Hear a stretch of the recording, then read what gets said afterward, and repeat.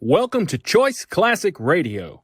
Like us on Facebook, subscribe to us on YouTube, and help keep this show alive by donating at choiceclassicradio.com. For more of your favorite old-time radio shows, join us on our companion podcast, Choice Classic Radio Detectives, where we bring to you tales from the greatest detective shows the golden age of radio had to offer. And now, with 22 episodes made, broadcast on CBS Radio in 1938, we bring to you the Mercury Theater on the Air. The Columbia Broadcasting System and its affiliated stations present Orson Welles and the Mercury Theater on the Air in The War of the Worlds by H.G. Wells.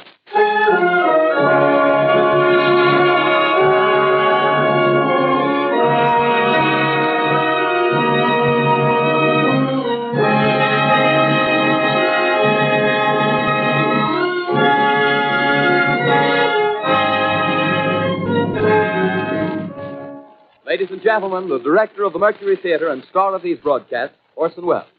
We know now that in the early years of the 20th century, this world was being watched closely by intelligences greater than man's, and yet as mortal as his own. We know now that as human beings busied themselves about their various concerns, they were scrutinized and studied, perhaps almost as narrowly as a man with a microscope might scrutinize the transient creatures that swarm and multiply in a drop of water. With infinite complacence, people went to and fro over the earth about their little affairs, serene in the assurance of their dominion over this small, spinning fragment of solar driftwood, which by chance or design, man has inherited out of the dark mystery of time and space. Yet across an immense ethereal gulf, minds that are to our minds as ours are to the beasts in the jungle, intellects, vast, cool, and unsympathetic, regarded this earth with envious eyes and slowly and surely drew their plans against us. In the 39th year of the 20th century came the Great Disillusionment. Near the end of October, business was better. The war scare was over. More men were back at work. Sales were picking up. On this particular evening, October 30th, the Crosley service estimated that 32 million people were listening in on radios. For the next 24 hours, not much change in temperature. A slight atmospheric disturbance of undetermined origin is reported over Nova Scotia, causing a low-pressure area to move down rather rapidly over the northeastern states, bringing a forecast of rain accompanied by winds of light gale force. Maximum temperature 66, minimum 48. This weather report comes to you from the Government Weather Bureau. We take you now to the Meridian Room in the Hotel Park Plaza in downtown New York, where you will be entertained by the music of Raymond Raquello and his orchestra.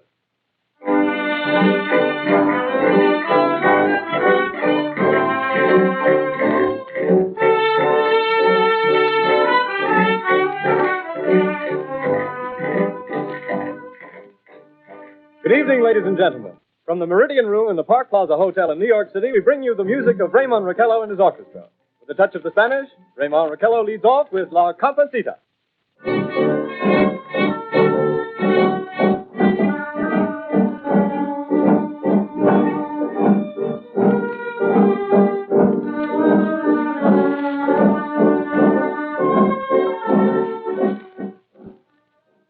Ladies and gentlemen, we interrupt our program of dance music to bring you a special bulletin from the Intercontinental Radio News.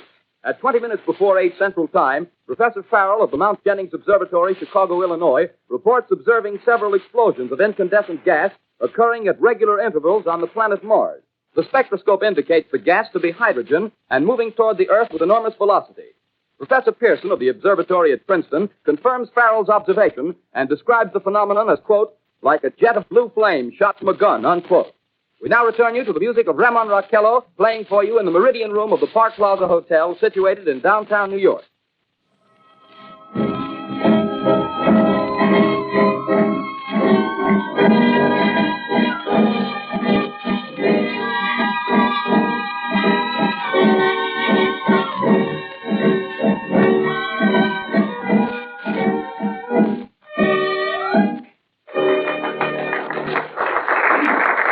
And now a tune that never loses favor, the ever-popular Stardust, Raymond Raquello and his orchestra.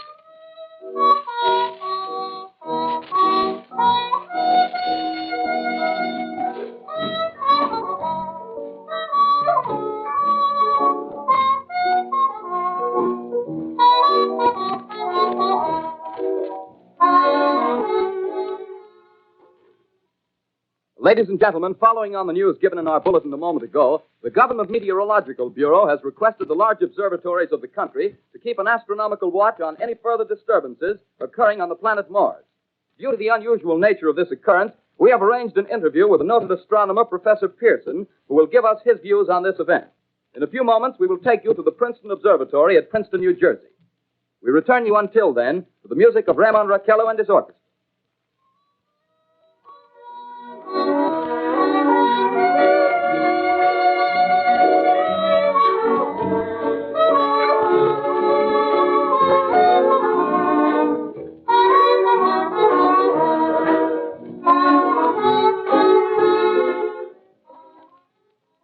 We are ready now to take you to the Princeton Observatory at Princeton, where Carl Phillips, our commentator, will interview Professor Richard Pearson, famous astronomer.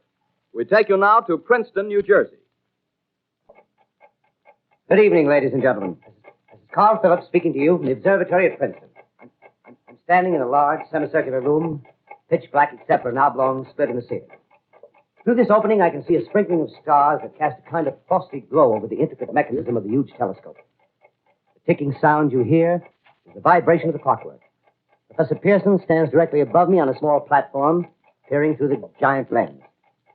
I'll ask you to be patient, ladies and gentlemen, during any delay that may arise during our interview.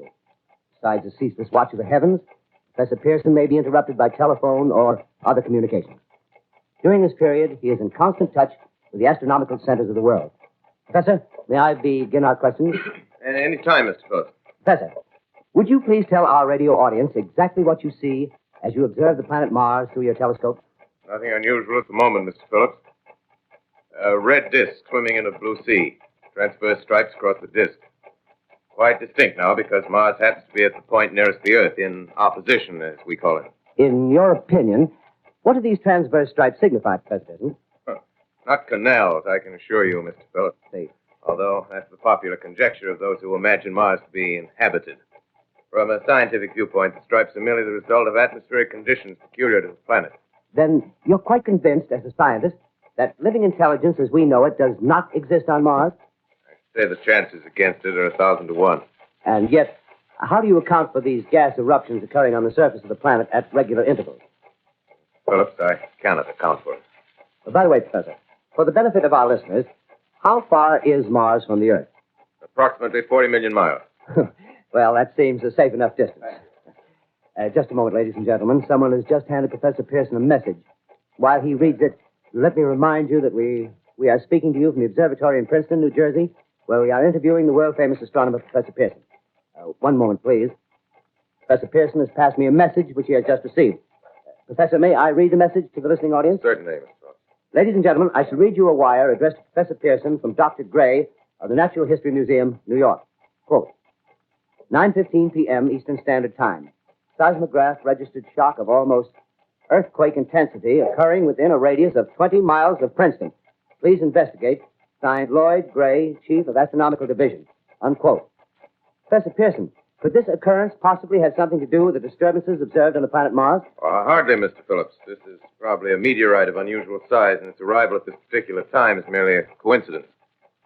However, we shall conduct a search as soon as daylight permits. Thank you, Professor. Ladies and gentlemen, for the past 10 minutes, we've been speaking to you from the observatory at Princeton, bringing you a special interview with Professor Pearson, noted astronomer.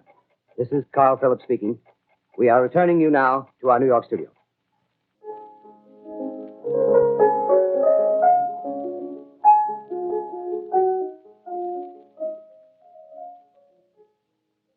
Ladies and gentlemen, here is the latest bulletin from the Intercontinental Radio News. Toronto, Canada. Professor Morse of Macmillan University reports observing a total of 3 explosions on the planet Mars between the hours of 7:45 p.m. and 9:20 p.m. Eastern Standard Time. This confirms earlier reports received from American observatories. Now, nearer home, comes a special bulletin from Trenton, New Jersey. It is reported that at 8:50 p.m., a huge flaming object, believed to be a meteorite, fell on a farm in the neighborhood of Grover's Mill, New Jersey, 22 miles from Trenton. The flash in the sky was visible within a radius of several hundred miles, and the noise of the impact was heard as far north as Elizabeth. We have dispatched a special mobile unit to the scene, and we'll have our commentator, Carl Phillips, give you a word picture of the scene as soon as he can reach there from Princeton. In the meantime, we take you to the Hotel Martinet in Brooklyn, where Bobby Millett and his orchestra are offering a program of dance music.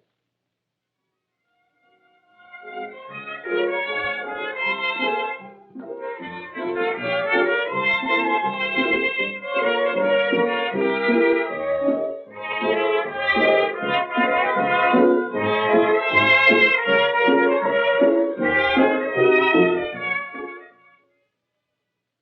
take you now to Grover's Mill, New Jersey. Ladies and gentlemen, this is Carl Phillips again, out at the Wilmot Farm, Grover's Mill, New Jersey. Professor Pearson and myself made the 11 miles from Princeton in 10 minutes. Well, I hardly know where to begin. To paint for you a word picture of the strange scene before my eyes, like something out of a modern Arabian Night. Well, I just got here. I haven't had a chance to look around yet. I guess that's it. Yes, I guess that's the thing directly in front of me. Half buried in a vast pit. Must have struck with terrific force. The ground is covered with splinters of a tree. It must have struck on its way down. But I can see of the object itself doesn't look very much like a meteor. At least not the meteors I've seen. It looks more like a huge cylinder. Has a diameter of, what would you say, Professor Pearson? What's that? What would you say, what's the diameter of this? About 30 yards. About 30 yards. The metal on the sheath is, well, I've never seen anything like it. The color is sort of yellowish white. It's curious. Spectators now are pressing close to the object in spite of the efforts of the police to keep them back. Getting in front of my line. Would you mind standing one side, please? While the police are pushing the crowd back. Here's Mr. Wilmot, owner of the farm here. He may have some interesting facts to add. Mr. Wilmot, would you please tell the radio audience as much as you remember of this rather unusual visitor that dropped in your backyard? Step closer, please. Ladies and gentlemen, this is Mr. Wilmot. Well, I was listening to the radio. Closer and louder, please. Pardon me? Louder, please, closer. Yes. I was listening to the radio and kind of drowsing. That professor fellow was talking about Mars, so I was half chosen and half... Yes, Mr. Wilmot, and then what happened? Well, as I was saying, I was listening to the radio, kind of halfway. Yes, Mr. Wilmot, and then you saw something. Well, not first off. I heard something. And what did you hear? A hissing sound like this. Kind of like a 4th of July rocket. Yes, then what? I turned my head out the window and would have sworn I was asleep and dreaming. Yes? I seen a kind of greenish streak and then zingo. Something smacked the ground. Knocked me clear out of my chair. Well, were you frightened, Mr. Wilmot? Well, I ain't quite sure. I reckon I was kind of riled. Well, thank you, Mr. Wilmot. Thank you very much. You want me to tell No, that's quite all right. That's plenty. Ladies and gentlemen, you've just heard Mr. Wilmot, owner of the farm where this thing has fallen. I wish I could convey the atmosphere, the background of this fantastic scene. Hundreds of cars are parked in a field in back of us, and the police are trying to rope off the roadway leading into the farm, but it's no use. They're breaking right through. Car's headlights throw an enormous spotlight on the pit where the object's half buried. Now, some of the more daring souls now are venturing near the edge. The silhouettes stand out against the metal sheen. One man wants to touch the thing. He's having an argument with the policeman. Now, the policeman wins. Now, ladies and gentlemen, there's something I haven't mentioned in all this excitement, but it's becoming more distinct. Perhaps you've caught it already on your radio. Listen, please. Do you hear it? It's a curious humming sound that seems to come from inside the object. I'll move the microphone nearer. Here. Now, we're not more than 25 feet away. Can you hear it now? Professor Pearson? Yes, sir. Can you tell us the meaning of that scraping noise inside the thing? Possibly the unequal cooling of its surface. I say, do you still think it's a meteor, Professor? I don't know what to think. The metal casing is definitely extraterrestrial. Not found on this Earth. Friction with the Earth's atmosphere usually tears holes in a meteorite. This thing is smooth, and you can see its cylindrical Just a minute. shape. Something's happening. Ladies and gentlemen, this is terrific. This end of the thing is beginning to flake off. The top is beginning to rotate like a screw, and the thing must be hollow. Move it! Keep back there! Keep back there! Keep those men back! Keep back there! Keep those idiots back! Ladies, off!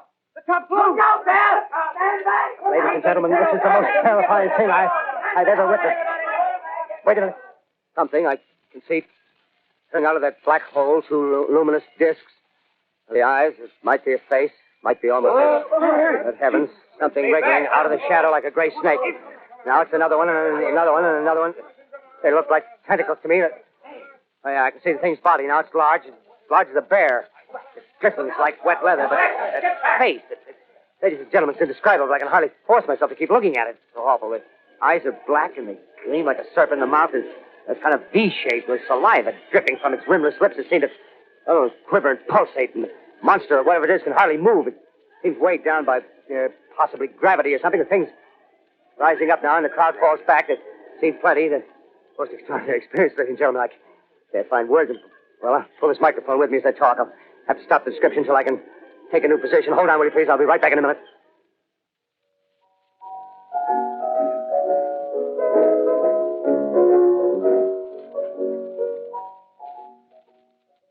We are bringing you an eyewitness account of what's happening on the Wilmuth Farm, Grover's Mill, New Jersey.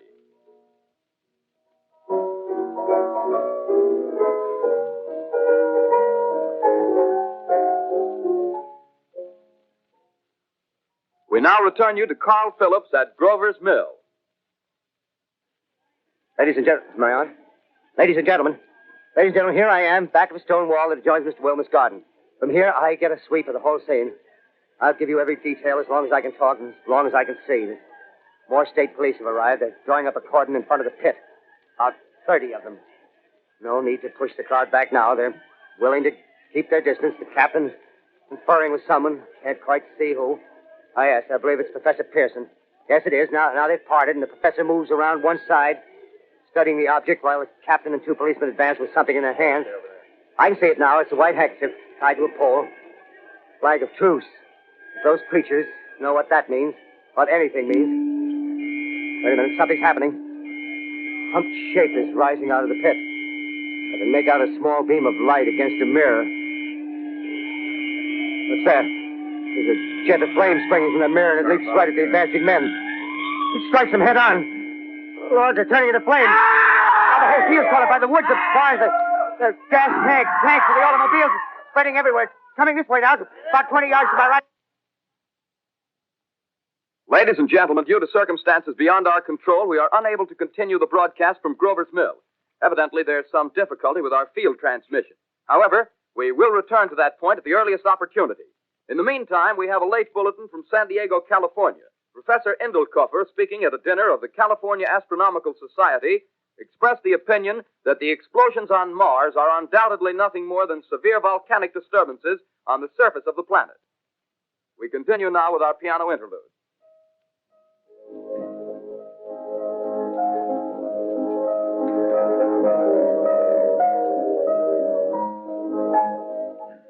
Ladies and gentlemen, I've just been handed a message that came in from Grover's Mill by telephone. Just one moment, please. At least 40 people, including 6 state troopers, lie dead in a field east of the village of Grover's Mill, their bodies burned and distorted beyond all possible recognition. The next voice you hear will be that of Brigadier General Montgomery Smith, commander of the state militia at Trenton, New Jersey. I have been requested by the governor of New Jersey to place the counties of Mercer and Middlesex as far west as Princeton and east to Jamesburg under martial law. No one will be permitted to enter this area except by special pass issued by state or military authorities. 4 companies of state militia are proceeding from Trenton to Grover's Mill and will aid in the evacuation of homes within the range of military operations. Thank you. You have just been listening to General Montgomery Smith, commanding the state militia at Trenton. In the meantime, further details of the catastrophe at Grover's Mill are coming in. The strange creatures, after unleashing their deadly assault, crawled back in their pit and made no attempt to prevent the efforts of the firemen to recover the bodies and extinguish the fire. The combined fire departments of Mercer County are fighting the flames which menace the entire countryside. We have been unable to establish any contact with our mobile unit at Grover's Mill, but we hope to be able to return you there at the earliest possible moment. In the meantime, we take you to... Just one moment, please. Ladies and gentlemen, I have just been informed that we have finally established communication with an eyewitness of the tragedy. Professor Pearson has been located at a farmhouse near Grover's Mill, where he has established an emergency observation post. As a scientist, he will give you his explanation of the calamity. The next voice you hear will be that of Professor Pearson, brought to you by direct wire. Professor Pearson. Of the creatures in the rocket cylinder at Grover's Mill, I can give you no authoritative information either as to their nature, their origin, or their purposes here on Earth. Of their destructive instrument, I might venture some conjectural explanation. For want of a better term, I shall refer to the mysterious weapon as a heat ray. It's all too evident that these creatures have scientific knowledge far in advance of our own. It's my guess that in some way they are able to generate an intense heat in a chamber of practically absolute non-conductivity. This intense heat they project in a parallel beam against any object they choose by means of a polished parabolic mirror of unknown composition, much as the mirror of a lighthouse projects a beam of light. That is my conjecture of the origin of the heat ray. Thank you, Professor Pearson. Ladies and gentlemen, here is a bulletin from Trenton. It is a brief statement informing us that the charred body of Carl Phillips has been identified in a Trenton hospital. Now, here's another bulletin from Washington, D.C. The Office of the Director of the National Red Cross reports 10 units of Red Cross emergency workers have been assigned to the headquarters of the state militia, stationed outside of Grover's Mill, New Jersey. Here's a bulletin from State Police, Princeton Junction. The fires at Grover's Mill and vicinity are now under control. Scouts report all quiet in the pit, and there is no sign of life appearing from the mouth of the cylinder. Now, ladies and gentlemen, we have a special statement from Mr. Harry McDonald, Vice President in charge of operations. We have received a request from the state militia of Trenton to place at their disposal our entire broadcasting facilities. In view of the gravity of the situation, and believing that radio has a responsibility to serve in the public interest at all times, we are turning over our facilities to the state militia at Trenton. We take you now to the field headquarters of the state militia near Grover's Mill, New Jersey. This is Captain Lansing of the Signal Corps, attached to the state militia, now engaged in military operations in the vicinity of Grover's Mill. Situation arising from the reported presence of certain individuals of unidentified nature is now under complete control. The cylindrical object, which lies in a pit directly below our position, surrounded on all sides by 8 battalions of infantry, without heavy field pieces, but adequately armed with rifles and machine guns. All cause for alarm, if such cause ever existed, is now entirely unjustified. Things, whatever they are, do not even venture to poke their heads above the pit. I can see their hiding place plainly in the glare of the searchlights here. With all their reported resources, these creatures can scarcely stand up against heavy machine gun fire. Anyway, it's an interesting outing for the troops. I can make out their khaki uniforms, crossing back and forth in front of the lights. Looks almost like a real war. There appears to be some slight smoke in the woods bordering the Millstone River, probably fire started by campers. Well, we ought to see some action soon. One of the companies is deploying on the left flank. A quick thrust and it'll all be over. Oh, wait a minute. I see something on top of the cylinder. No, it's nothing but a shadow. Now the troops are on the edge of the Wilmot Farm. 7,000 armed men closing in on an old metal tube. A tub, rather. Well, wait, that wasn't a shadow. It's something moving. Solid metal, kind of a shield-like affair rising up out of the cylinder. It's going higher and higher. What? It's standing on legs, actually rearing up on a sort of metal framework. Now it's reaching above the trees and the searchlights are on it. Hold on. Ladies and gentlemen, I have a grave announcement to make.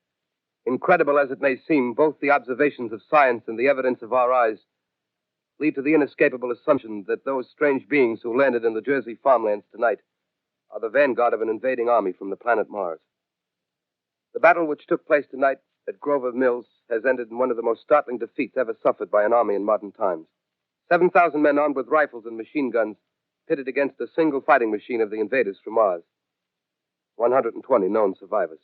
The rest strewn over the battle area from Grover's Mill to Plainsboro, crushed and trampled to death under the metal feet of the monster, or burned to cinders by its heat ray. The monster is now in control of the middle section of New Jersey and has effectively cut the state through its center. Communication lines are down from Pennsylvania to the Atlantic Ocean. Railroad tracks are torn and service from New York to Philadelphia discontinued, except routing some of the trains through Allerton and Phoenixville. Highways to the north, south, and west are clogged with frantic human traffic. Police and army reserves are unable to control the mad flight. By morning, the fugitives will have swelled Philadelphia, Camden, and Trenton. It is estimated to twice their normal population. Martial law prevails throughout New Jersey and eastern Pennsylvania. At this time, we take you to Washington for a special broadcast on the national emergency. The Secretary of the Interior. Citizens of the nation, I shall not try to conceal the gravity of the situation that confronts the country, nor the concern of your government in protecting the lives and property of its people. However, I wish to impress upon you, private citizens and public officials, all of you, the urgent need of calm and resourceful action.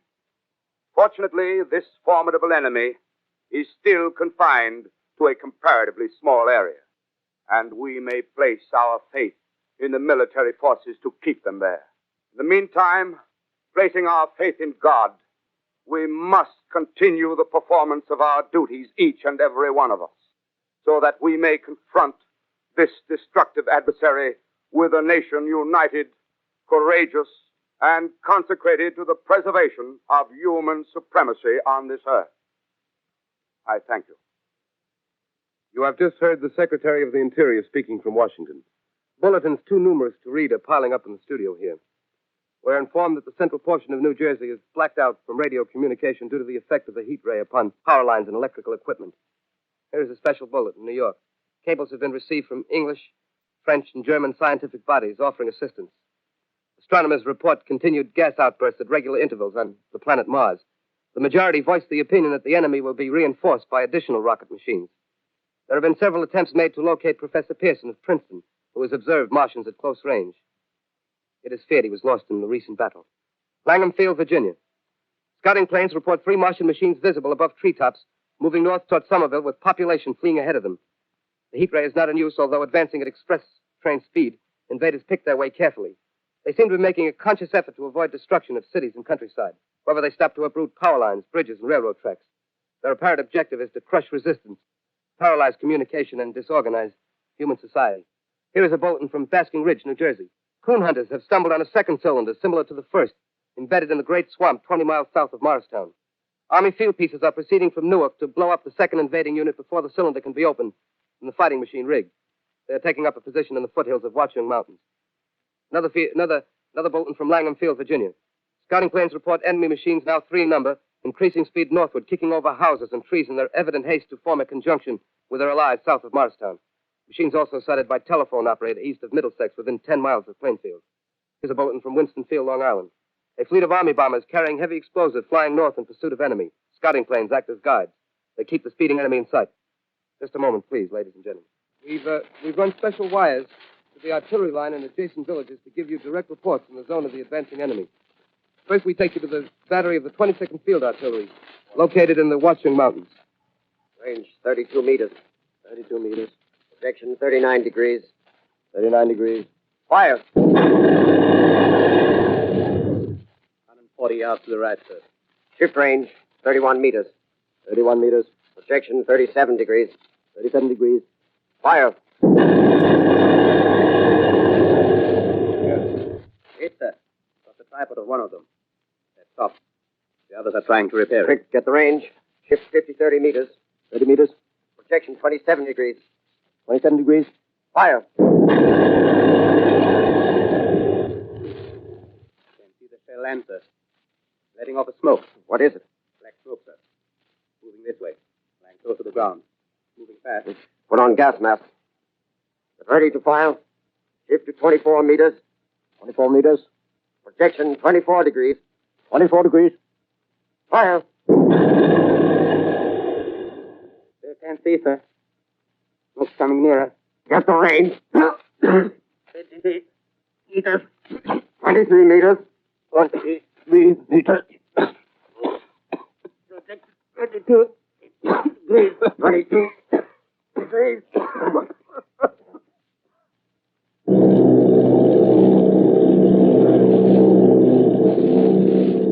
Army bombing plane V-843 off Bayonne, New Jersey. Lieutenant Vogt, commanding 8 bombers, reporting to Commander Fairfax, Langham Field. This is Vogt reporting to Commander Fairfax, Langham Field. Enemy tripod machines now in sight. Reinforced by 3 machines from the Morristown cylinder. 6 altogether.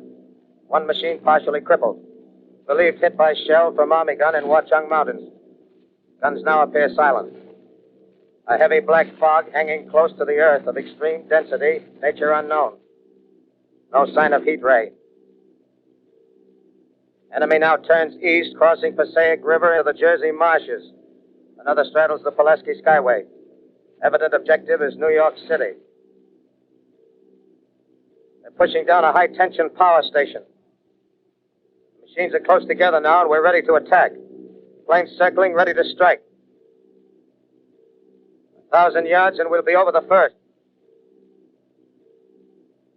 800 yards. 600.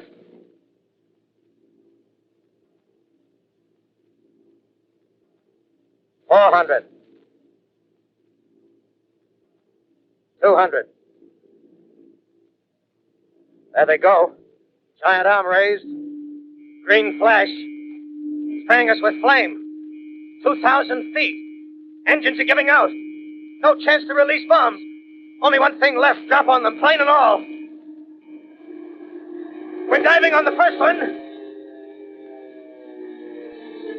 Now the engine's gone. 8. This is Bayonne, New Jersey, calling Langham Field. This is Bayonne, New Jersey, calling Langham Field. Come in, please. Langham Field. Go ahead. 8 Army bombers in engagement with enemy tripod machines over Jersey Flats. Engines incapacitated by heat ray. All crashed. 1 enemy machine destroyed. Enemy now discharging heavy black smoke in direction of... This is Newark, New Jersey. This is Newark, New Jersey. Warning. Poisonous black smoke pouring in from Jersey marshes. Reaches South Street. Gas masks useless. Urge population to move into open spaces. Automobiles use routes 7, 23, 24. Avoid congested areas. Smoke now spreading over Raymond Boulevard. 2X2L calling CQ. 2X2L calling CQ. 2X2L calling 8X3R. Come in, please. This is 8X3R coming back at 2X2L. How's reception? How's reception? K, please. Where are you, 8X3R? What's the matter? Where are you?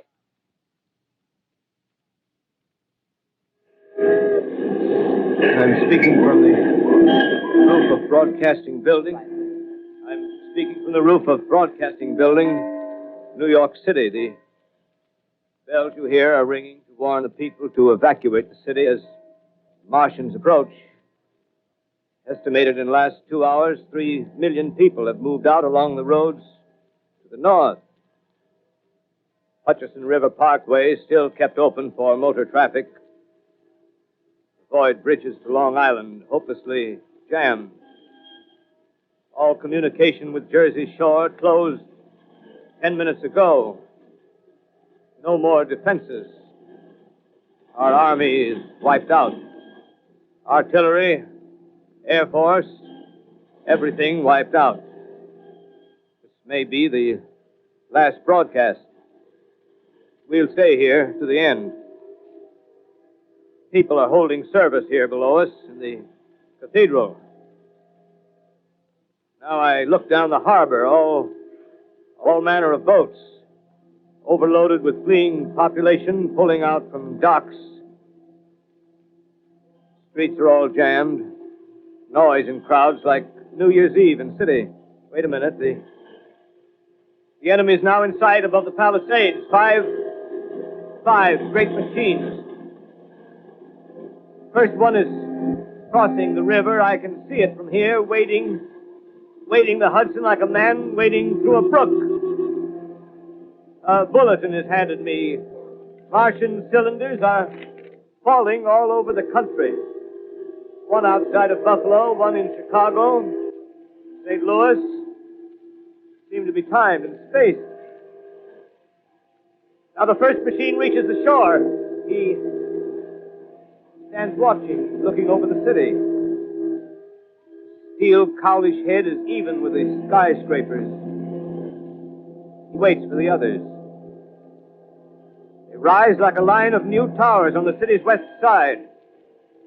Now they're lifting their metal hands. This is the end now. Smoke comes out, black smoke drifting over the city. People in the streets see it now. They're running toward the East River, thousands of them, dropping in like rats. Now the smoke's spreading faster. It's reached Times Square. People are trying to run away from it, but it's no use. They're falling like flies. Now the smoke's crossing 6th Avenue, 5th Avenue, 100 yards away. It's 50 feet.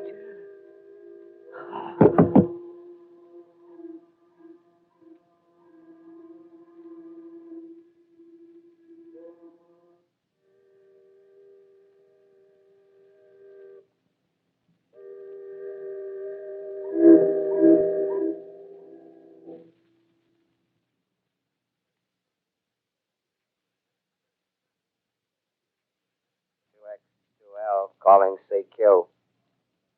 2X2L calling CQ. 2X2L calling CQ, New York. Isn't there anyone on the air? Isn't there anyone on the air? Isn't there anyone? 2X2L. You are listening to a CBS presentation of Orson Welles and the Mercury Theater on the Air in an original dramatization of The War of the Worlds by H.G. Wells. The performance will continue after a brief intermission. This is the Columbia Broadcasting System. The War of the Worlds by H.G. Wells, starring Orson Welles and the Mercury Theater on the Air.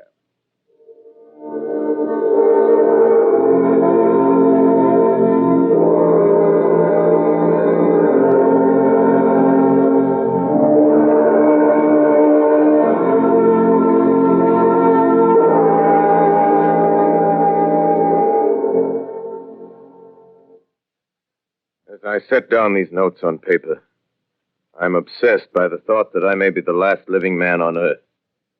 I've been hiding in this empty house near Grover's Mill, a small island of daylight cut off by the black smoke from the rest of the world.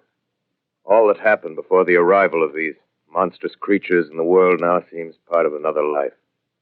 A life that has no continuity with the present. Furtive existence of the lonely derelict who pencils these words on the back of some astronomical notes bearing the signature of Richard Pearson.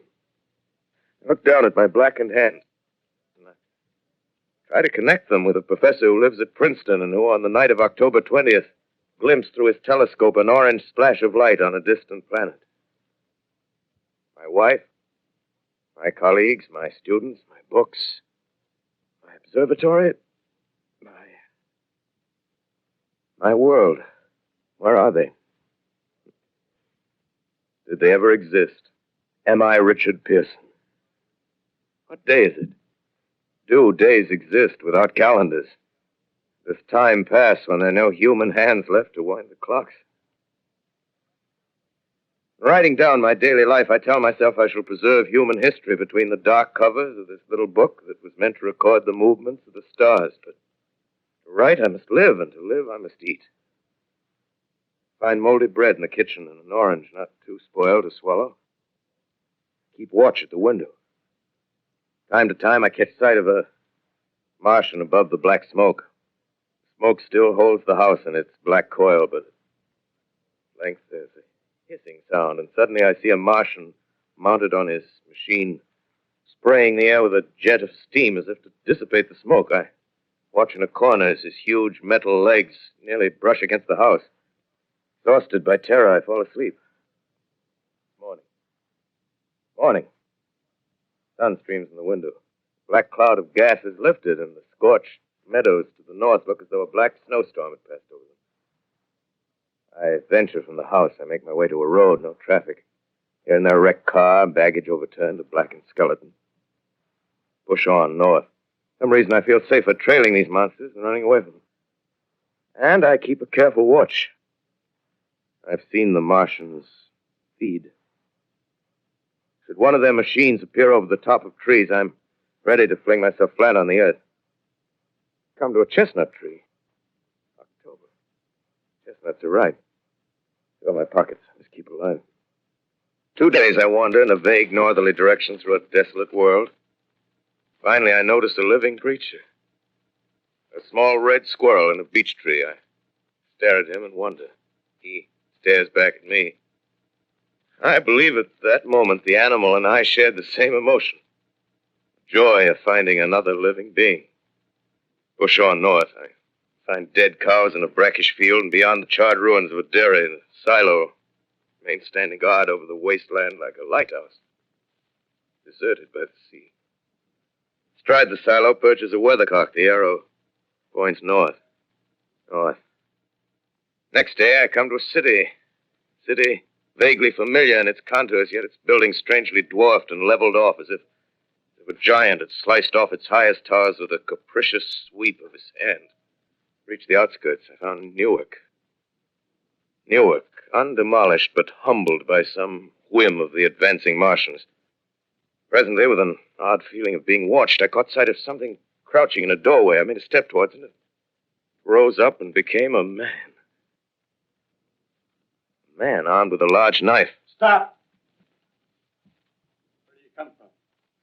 I come from many places. A long time ago, from Princeton. Princeton, huh? That's near Grover's Mill. Yes. Grover's Mill. There's no food here. This is my country. All this end of town down the river. There's only food for one. Which way are you going? I don't know. I guess I'm looking for people. Hey, what was that? Did we hear something just then? No, only a bird. A live bird. You get to know that birds have shadows these days. Say, we're in the open here. Let's crawl in this doorway here and talk. Have you seen any Martians? No. They're going over to New York. Night, the sky's alive with their lights, just as if people were still living in it. By daylight, you can't see them. 5 days ago, a couple of them carried something big across the flats from the airport. I think they're learning how to fly. Fly? Yeah, fly. Well, it's all over with humanity. Stranger, there's still you and I. 2 of us left. Yeah. They got themselves in solid. They wrecked the greatest country in the world. Those green stars, they're probably falling somewhere every night. They've only lost one machine. There isn't anything to do. We're done. We're licked. Where were you? You're in a uniform. Yeah, what's left of it. I was in the militia. National Guard. That's good. There wasn't any war. Any more than there's war between men and ants. Yes, but we're eatable ants. I found that out. What'll they do to us? I thought it all out. Right now, we're caught as we're wanted. A Martian only has to go a few miles to get a crowd on the run. But they won't keep on doing that. They'll begin catching us systematic, like keeping the best and storing us in cages and things. They haven't begun on us yet. Not begun? Not begun. All that's happened so far is because we don't have sense enough to keep quiet. Bothering them with guns and such stuff and losing our heads and rushing off in crowds. Now, instead of our rushing around blind, we got to fix ourselves up. Fix ourselves up according to the way things are now. Cities, nations, civilization, progress. Yes, but if that's so, what is there to live for? Well, there won't be any more concerts for 1,000,000 years or so and no nice little dinners at restaurants. If it's amusement you're after, I guess the game's up. What is there left? Life, that's what. I want to live. Yeah, and so do you. We're not going to be exterminated. And I don't mean to be caught either. Tamed and fattened and bred like an ox. What are you going to do? I'm going on. Right under their feet. I got a plan. We men, as men, we're finished. We don't know enough. We got to learn plenty before we got a chance. We've got to live and keep free while we learn, see? I've thought it all out, see? Well, tell me the rest. Well, it isn't all of us that are made for wild beasts. That's what it got to. That's what it got to be. That's why I watched you. Watched you. All those little office workers that used to live in these houses. They be no good. They haven't any stuff in them. They used to run off to work. I've seen hundreds of them running to catch their commuter's train in the morning, afraid they'd get canned if they didn't. Running back at night, afraid they wouldn't be in time for dinner. Lives insured and a little invested in case of accidents. Yeah, and on Sundays, worried about the hereafter. Well, the Martians, they'll be a godsend for those guys. Nice, roomy cages, good food, careful breeding, no worries. Yeah, after a week or so of chasing around the fields on empty stomachs, they'll come and be glad to be caught. You've thought it all out, haven't you? Sure, you bet I have. That isn't all. These Martians are going to make pets of some. Train them to do tricks. Who knows? Get sentimental over the pet boy who grew up and had to be killed. Yeah. And some, maybe, they'll train to hunt us. Oh, no, it's impossible. Yes, they will. There's men who do it gladly. One of them ever comes after me, by... Meantime, you and I and others like us, where are we to live when the Martians own the Earth? I got it all figured out. To live underground. I've been thinking about the sewers. Under New York, there are miles and miles of them. The main ones, they're big enough for anybody. Then there's cellars, vaults, underground storerooms, railway tunnels, subways. You begin to see, huh? We got a bunch of strong men together. No weakness. That rubbish, out. As you meant me to go. All right. Give you a chance, didn't I? Won't quarrel about that. Go on. Well, we got to make safe places for us to stay in, see? Get all the books we can. Science books. That's where men like you come in, see? We raid the museums. We'll even spy on the Martians. May not be so much we have to learn before... Listen. Just imagine this. 4 or 5 of their own fighting machines suddenly start off Heat rays right and left. Not a Martian in 'em. Not a Martian in 'em, see? But men. Men who've learned the way how. May even be in our time. Gee. Imagine having one of them lovely things with its heat ray wide and free. We'd turn it on Martians. We'd turn it on men. We'd bring everybody down on their knees. That's your plan. You. Me. A few more of us. We'd own the world. I see. Hey, what's the matter? Where are you going? Not to your world. Bye, stranger. Well, after parting with the artilleryman, I came at last to the Holland Tunnel, entered that silent tube. Anxious to know the fate of the great city on the other side of the Hudson. Cautiously, I came out of the tunnel and made my way up Canal Street. Reached 14th Street, and there again were black powder and several bodies and an evil, ominous smell from the gratings of the cellars of some of the houses. I wandered up through the 30s and 40s, stood alone on Times Square, caught sight of a lean dog running down 7th Avenue with a piece of dark brown meat in his jaws and a pack of starving mongrels at his heels. Made a wide circle around me as though he feared I might prove a fresh competitor. Walked up Broadway in the direction of that strange powder, past silent shop windows, displaying their mute wares to empty sidewalks. Past the Capitol Theater, silent, dark. Past a shooting gallery where a row of empty guns faced an arrested line of wooden ducks. Near Columbus Circle, I noticed models of 1939 motor cars in the showrooms facing empty streets. Over the top of the General Motors building, I watched a flock of black birds circling in the sky. Hurried on. Suddenly, I caught sight of the hood of a Martian machine, standing somewhere in Central Park, gleaming in the late afternoon sun. An insane idea. I rushed recklessly across Columbus Circle and into the park. I climbed a small hill above the pond at 60th Street, and from there I could see standing in a silent row along the mall 19 of those great metal titans, their cowls empty, their steel arms hanging listlessly by their sides. I looked in vain for the monsters that inhabit those machines. Suddenly, my eyes were attracted to the immense flock of black birds that hovered directly below me. They circled to the ground. And there before my eyes, stark and silent, lay the Martians with the hungry birds pecking and tearing brown shreds of flesh from their dead bodies. Later, when their bodies were examined in laboratories, it was found that they were killed by the putrefactive and disease bacteria against which their systems were unprepared. Slain, after all, man's defenses had failed by the humblest thing that God, His wisdom, has put upon this earth. Before the cylinder fell, there was a general persuasion that through all the deep of space, no life existed beyond the petty surface of our minute sphere. Now we see further. Dim and wonderful is the vision I've conjured up in my mind of life spreading slowly from this little seedbed of the solar system throughout the inanimate vastnesses of sidereal space. But a remote dream, maybe. Maybe that the destruction of the Martians is only a reprieve to them and not to us. The future ordained, perhaps.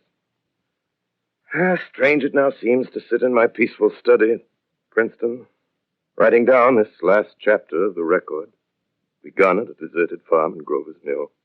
Strange to watch children playing in the streets. Strange to see young people strolling on the green where the new spring grass heals the last black scars of a bruised earth. Strange to watch the sightseers enter the museum where the dissembled parts of a Martian machine are kept on public view. Strange when I recall the time when I first saw it.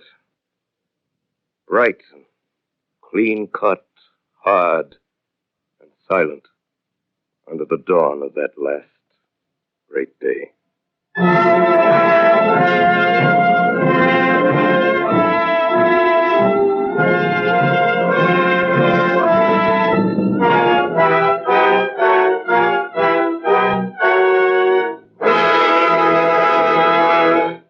This is Orson Welles, ladies and gentlemen, out of character, to assure you that the War of the Worlds has no further significance than as the holiday offering it was intended to be.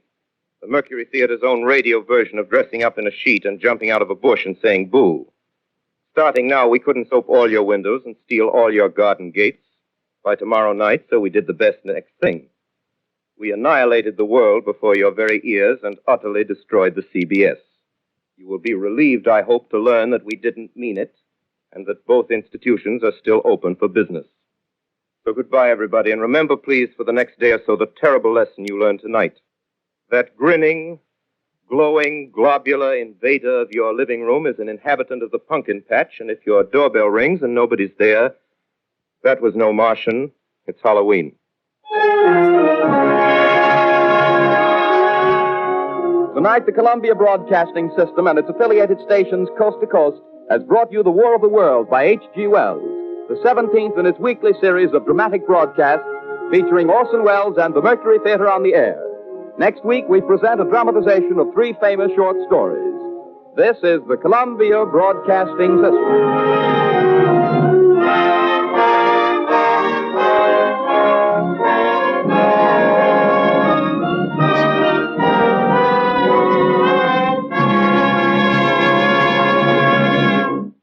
That concludes today's episode. We'd like to thank you and remind you to donate at choiceclassicradio.com. Remember, your donations make episodes like this possible.